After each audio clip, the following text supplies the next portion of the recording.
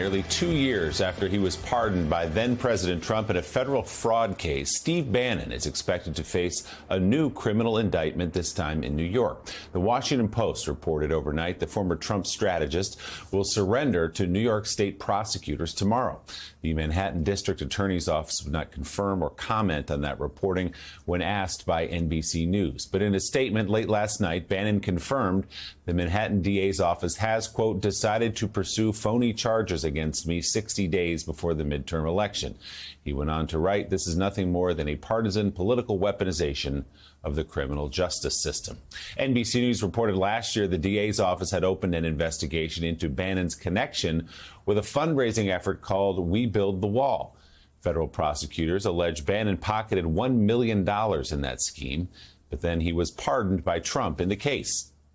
Presidential pardons, though, only extend to federal cases and charges, not to state ones like the one we're talking about here in New York. So, Barbara McQuade, people will remember 2 summers ago when Steve Bannon was pulled off a yacht somewhere and brought in on these federal charges of pocketing $1 million in what he had pitched and others had pitched as an effort to raise money to build the wall. It was not that, according to federal prosecutors. He was pardoned by Donald Trump.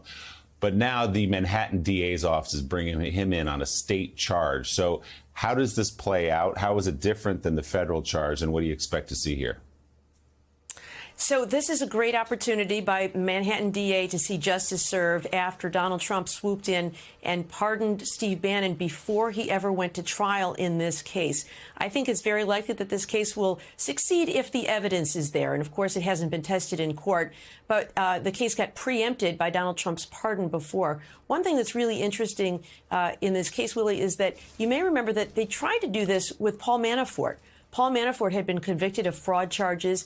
Donald Trump pardoned him at the end of the administration. And then the Manhattan DA's office charged him again with the state version of those same crimes. And in that case, those charges were dismissed. An appellate court said they were blocked by double jeopardy under what New York's law is much more forgiving, more generous to defendants than most double jeopardy laws. But here, the situation is different because Steve Bannon never went to trial. So he has not been put in jeopardy, unlike Paul Manafort, who was convicted at a jury trial. So I think for that reason, this is a clean charge. It will not be upended the way the Manafort charges were. And as long as the evidence supports it, I think this case will go to trial and a jury will decide his fate. And the Manhattan DA's office picked up on this case pretty quickly after former President Trump pardoned Steve Bannon back on the federal charge. Former U.S. Attorney Barbara McQuade, thanks so much. Always good to hear from you.